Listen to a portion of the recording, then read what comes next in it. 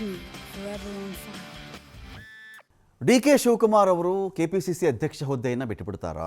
ಅರ್ಥಾತ್ ಸಚಿವ ಸತೀಶ್ ಜಾರಕಿಹೊಳಿ ಅವರು ಕೆಪಿಸಿಸಿ ಅಧ್ಯಕ್ಷರಾಗ್ತಾರಾ? ಡಿ ಕೆ ಶಿವಕುಮಾರ್ ಅವರು ನನಗೆ ಇದರಿಂದ ಮುಕ್ತ ಮಾಡಿ ಸಾಕು, ಕೆಪಿಸಿಸಿ ಅಧ್ಯಕ್ಷ ಗಾದಿಯಿಂದ ನನ್ನನ್ನು ಮುಕ್ತ ಮಾಡಿ ಎನ್ನುವ ಧಾಟಿಯಲ್ಲಿ ಅವರ ವರ್ತನೆಗಳಿದೆ. ಸಾಕು ಅಂಥೇಳಿ ಅಂದರೆ ಮುಖ್ಯಮಂತ್ರಿ ಹುದ್ದೆ ಮೇಲೆ ಕಣ್ಣಿಟ್ಟಿರಬೇಕು ಯಾರು? ಡಿ ಕೆ ಶಿವಕುಮಾರ್ ಅವರು. ಆ ಕಾರಣಕ್ಕೆ ಕೆಪಿಸಿಸಿ ಅಧ್ಯಕ್ಷ ಗಾದಿಯಿಂದ ಇಳಿದು ಮುಖ್ಯಮಂತ್ರಿ ಹುದ್ದೆ ಕಡೆಗೆ ಅವರು ಹೆಜ್ಜೆ ಹಾಕ್ತಾ ಇರಬೇಕು. ಸೊ ಆ ಕಾರಣಕ್ಕೆ ಆಗ ತೆರವಾಗುತ್ತಲ್ಲ ಸ್ಥಾನ, ಅದಕ್ಕೆ ಸಚಿವ ಸತೀಶ್ ಜಾರಕಿಹೊಳಿ ಅವರು ಬರ್ತಾರಾ?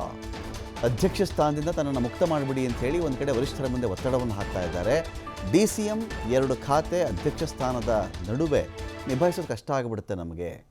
ಉಪಮುಖ್ಯಮಂತ್ರಿ ಹುದ್ದೆನೂ ನೋಡಬೇಕು, 2 ಖಾತೆಗಳನ್ನು ನಿಭಾಯಿಸಬೇಕು, ಅಧ್ಯಕ್ಷ ಹುದ್ದೆಯನ್ನು ನೋಡಬೇಕು ಅಂತ ಬಂದಾಗ ಬ್ಯಾಲೆನ್ಸ್ ಮಾಡೋದು ಕಷ್ಟ ಆಗುತ್ತೆ. ಹಾಗಾಗಿ ಅಧ್ಯಕ್ಷ ಸ್ಥಾನವನ್ನು ಬೇರೆಯವರು ಕೊಟ್ಟುಬಿಡಿ ಅಂತ ನಮಗೆ ಗೊತ್ತಿಲ್ಲ.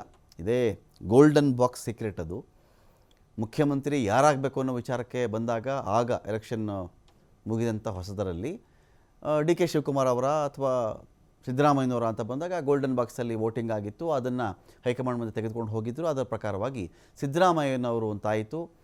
ಅರ್ಧ ಭಾಗಕ್ಕೆ ಇವರು, ಅರ್ಧ ಭಾಗಕ್ಕೆ ಅವರು ಆಡಳಿತಾವಧಿಯನ್ನು ಹಂಚಿಕೊಳ್ಳಬೇಕು ಅಂತ ಏನಾದರೂ ತೀರ್ಮಾನ ಆಗಿತ್ತು, ನಮಗೆ ಗೊತ್ತಿಲ್ಲ.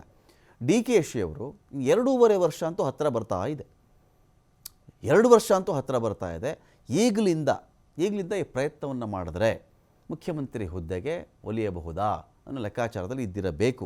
ಬಹಳ ದಿನಗಳಿಂದ ವರಿಷ್ಠರ ಮೇಲೆ ಡಿ ಕೆ ಶಿವಕುಮಾರ್ ಅವರ ಒತ್ತಡ ಇದೆ. ಹೀಗಾಗಿ ಸತೀಶ್ ಜಾರಕಿಹೊಳಿ ಅವರಿಗೆ ಪಟ್ಟ ಕಟ್ಟೋಕೆ ಹೈಕಮಾಂಡ್ ಕೂಡ ಪ್ಲಾನ್ ಮಾಡ್ತಾ ಇದೆ. ಆದರೆ ನನಗೆ ಅಧ್ಯಕ್ಷ ಸ್ಥಾನ ಬೇಡ ಸ್ವಾಮಿ, ನನಗೆ ಯಾಕೆ ಅಧ್ಯಕ್ಷ ಸ್ಥಾನ ಅಂತ ಹೇಳಿ ಸತೀಶ್ ಜಾರಕಿಹೊಳಿ ಹೇಳ್ತಾ ಇದ್ದಾರಂತೆ. ಹೀಗಾಗಿ ಇವತ್ತು C M D C M ಜೊತೆಯಲ್ಲಿ ವರಿಷ್ಠರು ಚರ್ಚೆಯನ್ನು ಕೂಡ ಮಾಡಬಹುದು.